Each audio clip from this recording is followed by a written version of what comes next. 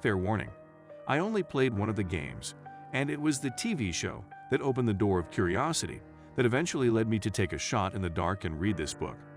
Right out of the bat, let me say, if you are expecting the TV show to be an accurate adaptation of the book, you will undoubtedly be disappointed.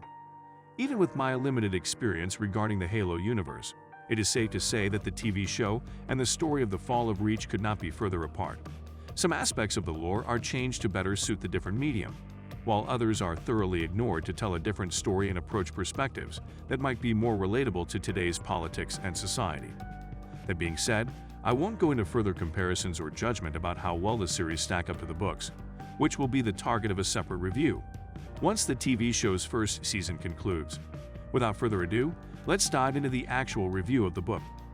The Fall of Reach, the first book released to further amplify the universe built in the Halo games, presents the origin of the Spartan program and its impact in the war against the Covenant. The direness of an impending intergalactic war, one that is seemingly doomed to end up in the extinction of humanity, forces us to ponder just how far are we willing to bend morality and disregard established ethical procedures in order to guarantee an entire race's survivability. The narrative brings forth multiple POV. Some characters initially provide little impact on the overall plot, but with the recurrence and the unfolding of critical events, get increasingly more important, while others are illustrious personages that may be known even to those who have only heard passing mentions about the Halo universe. One of such characters is the Master Chief. We need to follow his story of commitment and determination from his early age, when only little sparks, cleverly mixed anywhere between fights and normal interactions, would allude to what Spartan he would grow to become. A surprising amount of emotion is steered by discipline behind that armor, and the story manages to convey it to the reader in a delicate manner that does not exacerbate such hints or try to fabricate a sense of relatability for the reader. Unexpectedly, even when the perspective is shifted from the Spartans, the story does not lose an ounce of momentum and quality. The interactions between the various side characters, their hurdles, and the overall state of the raging war between the Covenant and humanity manage to deliver a constant mixture of surprise, engagement, and a dreadful sense of impending doom that kept me thoroughly enthralled. Admittedly, the occasional use of time jumps can cause slight confusion regarding some changes in character. Though that is not necessarily a flaw, it can take a while to acclimate to these changes in both character dynamics and behavior.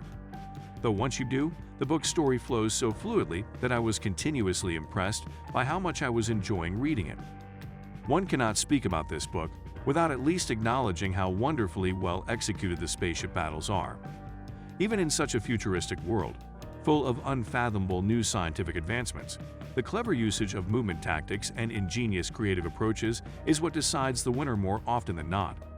The description of such tactics is precise and vivid, as you can always picture the scenery and the positioning of the conflicting parties, as well as the consequences each move might herald.